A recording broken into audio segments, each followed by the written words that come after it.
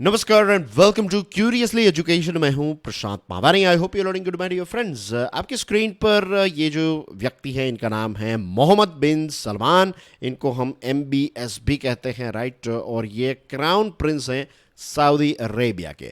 अब जियोपॉलिटिक्स की बात करें तो एक बहुत ही इंपॉर्टेंट अपडेट हमें पढ़ने को मिल रही है, दैट इज कि सऊदी अरेबिया जो है वो एक मीटिंग होस्ट करने वाला है। और ये जो मीटिंग है इसका मेन टॉपिक है यूक्रेन पीस प्लान। इस पर बातचीत करना चाहता है सऊदी अरेबिया, और अकेला सऊदी अरेबिया नहीं, सऊदी अरेबिया ने बहुत सारे देशों को इनविटेशन भी भेजा है।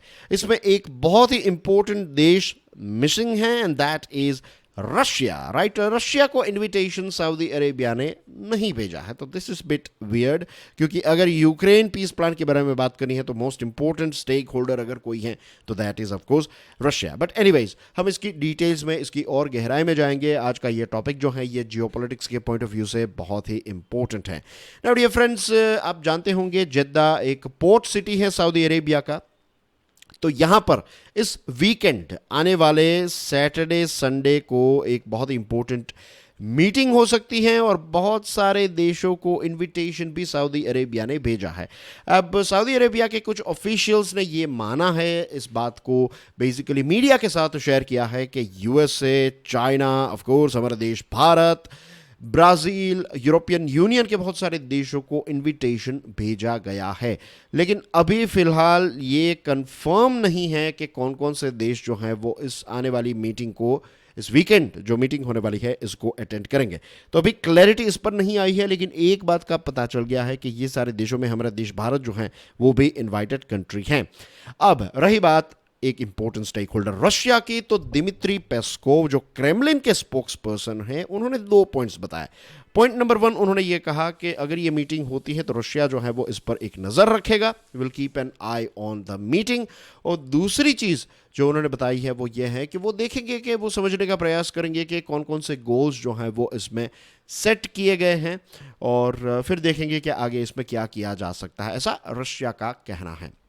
रही बात इनवाइटेड नेशंस की, तो आप ऑब्जर्व कीजिए एक और इम्पोर्टेंट चीज़ को, कि USA और यूरोपियन यूनियन ने बहुत सारे देशों को प्रेशराइज करने की कोशिश की थी जब रशिया ने यूक्रेन पर हमला बोल दिया, right. I am talking about last year, right.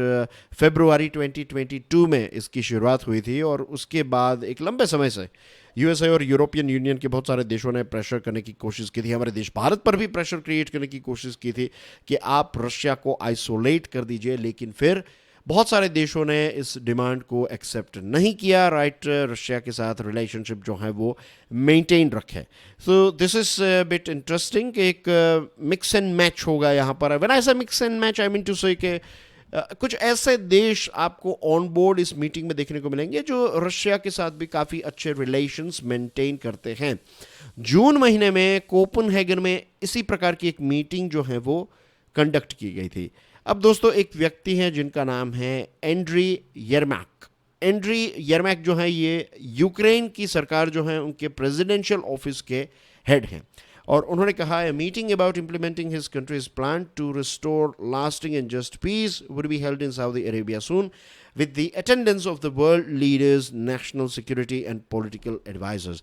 कि बहुत ही इंपॉर्टेंट मीटिंग ये यूक्रेन ने भी माना है कि सऊदी अरेबिया में होने वाली है, और इस मीटिंग को अटेंड करने वाले हैं इंपॉर्टेंट देशों के नेशनल सिक्योरिटी और political advisers, right. Important players इस मीटिंग को अटेंड करने वाले हैं।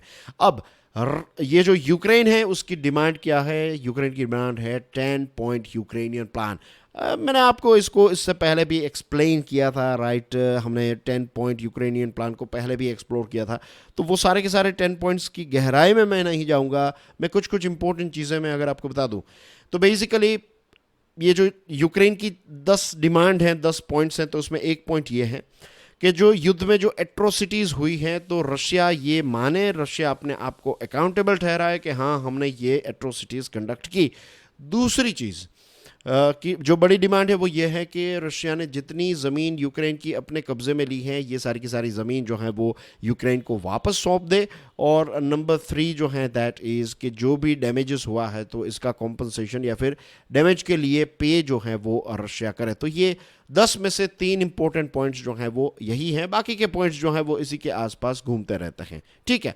नाउ डियर फ्रेंड्स, रशिया जो है उसने तो क्लियरली इस चीज़ को रिजेक्ट कर दिया। रशिया का कहना यह है कि हम ये पॉइंट प्लान जो है वो 10 पॉइंट प्लान को मानते ही नहीं हैं, और रशिया जो है उसका एक लंबे समय से यही कहना है कि हमें मजबूर किया गया है बाय ऑफ कोर्स नेटो और ऑफ कोर्स यूएसए, और यूएसए लेड नेटो, राइट, और दूसरे जो यूरोपियन देश हैं तो वो सारे नेटो को ज्वाइन करने के लिए मीन्स एप्लीकेशन देते रहते हैं।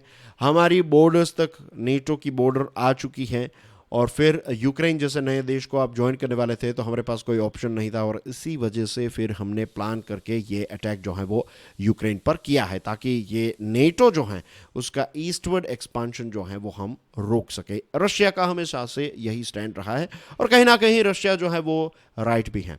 मोहम्मद बिन सलमान, जैसे मैंने आपको बताया, वो क्राउन प्रिंस हैं, तो वो एक प्रकार से आप समझ लीजिए कि वो कुछ एफर्ट्स जो है वो डालना चाहते हैं। देखिए, मोहम्मद बिन सलमान के पास पैसे बहुत हैं। वेस्ट एशिया या फिर जो ये मिडल ईस्टर्न रीजन है, अरबिक देशों के अंदर मोहम्मद बिन सलमान जो हैं उनको काफ़ी ज़्यादा सम्मान भी मिलता है, उनको लीडर भी माना जाता है, क्योंकि एक बहुत ही ताकतवर देश के बहुत ही इम्पोर्टेंट प्लेयर हैं ये। लेकिन ग्लोबल लेवल पर मोहम्मद बिन सलमान जो हैं उनको उतना ताकतवर नहीं माना जाता। तो कहीं ना कहीं सऊदी अरेबिया जो है वो अपने आप को एक इन्फ्लुएंशियल पोजीशन पर रखना चाहता है। This is one thing. दूसरी चीज़ ये है कि अपने जो लीडर हैं उसको भी एक इम्पोर्टेंट पोजीशन पर, यानी कि मोहम्मद बिन सलमान जो है वो भी अपने आप को एक इम्पोर्टेंट ग्लोबल प्लेयर के तौर पर रखना चाहते हैं by mediation, by helping this two countries to end the war. मई महीने की बात है जब crown prince Mohammed bin Salman ने प्रेसिडेंट जेलेंस्की को इनवाइट किया था, और दोनों देशों के रिलेशंस की बात करें, व्हेन आई से दोनों देश, I mean to say Russia और Saudi Arabia to be precise, तो दोनों देशों के बीच में रिलेशनशिप जो है वो काफ़ी ज़्यादा मजबूत है। ओपेक प्लस, ये जो कार्टेल है ना ऑयल एक्सपोर्टर्स का, तो सऊदी अरेबिया और रशिया दोनों ओपेक प्लस के मेंबर्स हैं। दोनों देशों के बीच में रिलेशंस अच्छे हैं, और सिर्फ सऊदी अरेबिया और रशिया नहीं, वेस्ट एशिया के जो दूसरे देश हैं उनके भी रिलेशंस रशिया के साथ काफ़ी ज़्यादा कोर्डियल रहे हैं। इनको इतना कोई ख़ास बड़ा इश्यू इनके साथ नहीं है। तो this are the things that are going on. तो you can think it from your own perspective, think about it basically. आप सोचिएगा इसके बारे में कि रशिया को इनवाइट नहीं किया है तो बराबर है या नहीं। फिर सऊदी अरेबिया और रशिया के रिलेशंस काफ़ी अच्छे हैं, राइट। इंडिया को इनवाइट किया गया है, तो अलग अलग एंगल से इस चीज़ को सोचा जा सकता है, और सोचिएगा आप, राइट।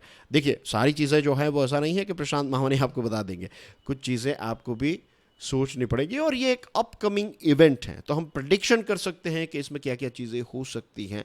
तो आने वाली जो इवेंट है उसको और अच्छी तरीके से अगर आपको समझना है तो मैं चाहूँगा कि आप 2 या 5 मिनट जो हैं, राइट, एक पेन पेपर लेकर बैठिए और एक डायग्राम बनाइए, स्पाइडर वेब बनाइए, देखिए क्या क्या चीज़ें इसमें हो सकती हैं, things like that.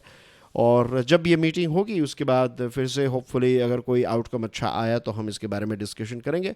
Till then, enjoy your studies. I am Prashant Mamani signing off for now. You're watching Curiously Education. God bless you all. Jai Hind.